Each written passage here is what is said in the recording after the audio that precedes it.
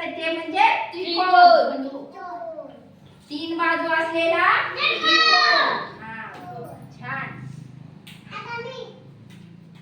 काय सांगते तू आता? कट कर.